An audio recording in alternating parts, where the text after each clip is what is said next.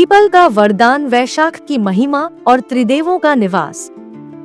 क्या आपने कभी सोचा है कि एक साधारण सा दिखने वाला पीपल का वृक्ष आखिर क्यों त्रिदेवों का निवास कहलाता है?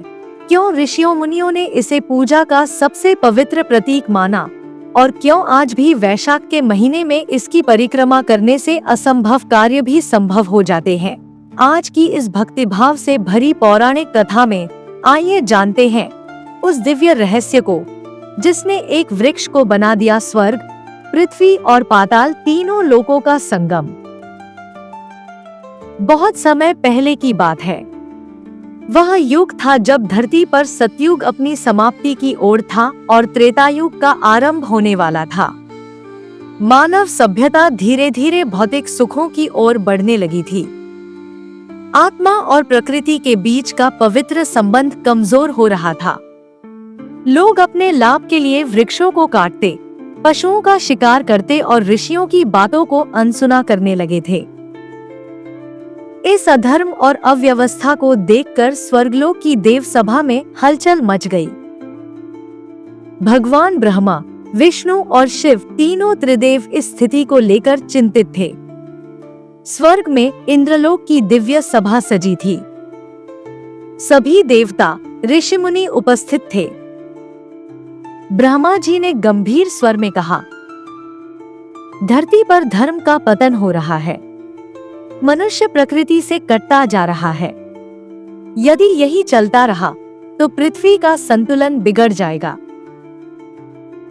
भगवान विष्णु ने सहमति में सिर हिलाया और बोले, हमें कोई ऐसा उपाय करना होगा जिससे मनुष्य प्रकृति को फिर से पूजनीय माने, उसे माता के समान आदर दे।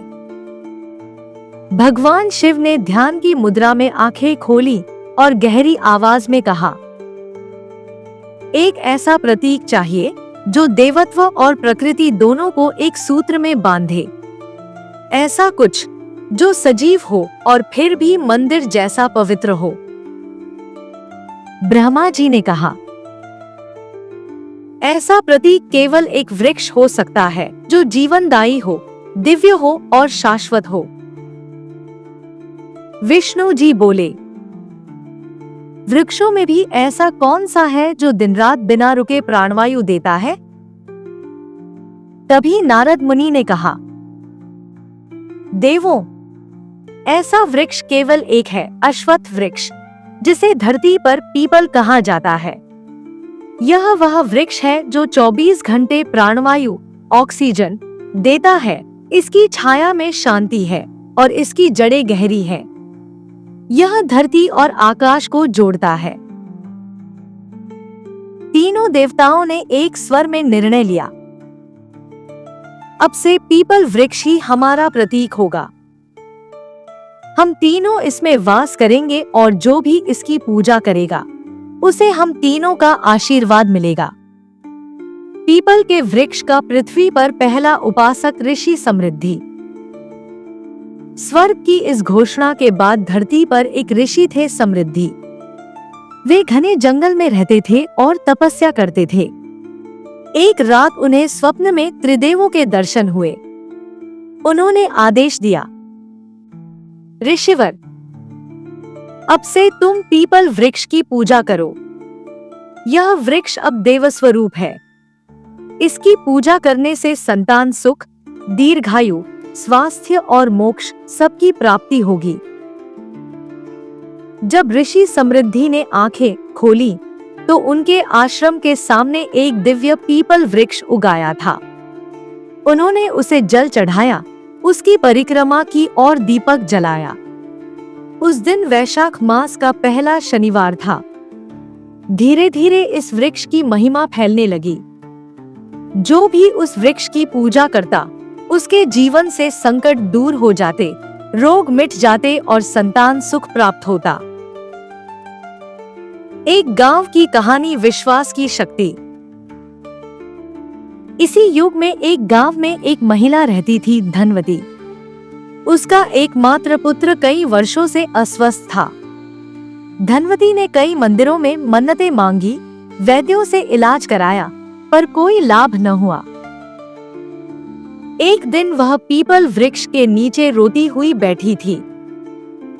तभी एक वृद्ध संत ने उसे कहा, बेटी, वैशाख मास में प्रत्येक शनिवार को इस पीपल की 7 परिक्रमा करो, जल चढ़ाओ, दीप जलाओ और विष्णु मंत्रों का जाप करो। तेरे जीवन का दुख समाप्त हो जाएगा। धनवती ने वैसा ही किया। 7 सप्ताह तक वह बिना रुके पूजा करती रही। 8वें शनिवार जब वह आई तो उसके पुत्र ने दौड़ते हुए आकर उसकी गोद में सिर रखा। वह पूर्ण रूप से स्वस्थ हो चुका था। गांव वालों ने यह चमत्कार देखा और पीपल की पूजा को अपनाया। हर घर की स्त्रियां अब पीपल की परिक्रमा करने लगी और यह परंपरा बन गई। पीपल और बुद्ध का संबंध। कुछ युगों बाद जब भगवान गौतम बुद्ध इस पृथ्वी पर अवतरित हुए तो उन्होंने भी बोधगया में पीपल वृक्ष के नीचे ही ज्ञान प्राप्त किया। वह वृक्ष आज भी बोधि वृक्ष के नाम से पूजित है। इस घटना ने पीपल की महिमा को और भी पवित्र बना दिया। अब यह वृक्ष न केवल हिंदू धर्म में बल्कि बौद्ध धर्म में भी पूज्य बन गया। पौराणिक मान्यताओं के साथ साथ पीपल वृक्ष का वैज्ञानिक पक्ष भी अत्यंत महत्वपूर्ण है। यह वृक्ष 24 घंटे ऑक्सीजन छोड़ता है। इसकी छाया में बैठने से मानसिक शांति मिलती है। यह हवा को शुद्ध करता है और पर्यावरण को संतुलित रखता है। इसकी जड़ें मिट्टी को बांधकर भूमि कटाव रोकती हैं। ऋषियों ने इन सभी गुणों को समझकर ही इसे पूजा योग्य माना और हमें प्रकृति से जोड़ने के लिए इसकी आराधना आरंभ की। इस प्रकार पीपल वृक्ष की पूजा की शुरुआत वैदिक युग में त्रिदेवों द्वारा की गई और इसे पहला मानव भक्त मिला ऋषि समृद्धि के रूप में। फिर यह परंपरा आम लोगों तक पहुंची और विशेषकर वैशाख माह में इसकी पूजा विशेष फलदायी मानी गई। जो भी व्यक्ति वैशाख में श्रद्धा से पीपल की पूजा करता है उसकी आयु बढ़ती है, संतान सुख मिलता है और सभी ग्रह दोष शांत हो जाते हैं। जब हम पीपल वृक्ष की परिक्रमा करते हैं तो हम सिर्फ एक वृक्ष के चारों ओर नहीं घूमते। हम ब्रह्मा द्वारा रचित सृष्टि, विष्णु की रक्षा और शिव के सहार के चक्र को स्पर्श करते हैं। इस वृक्ष की छांव में सिर्फ हवा नहीं बहती, त्रिदेवों की कृपा बहती है।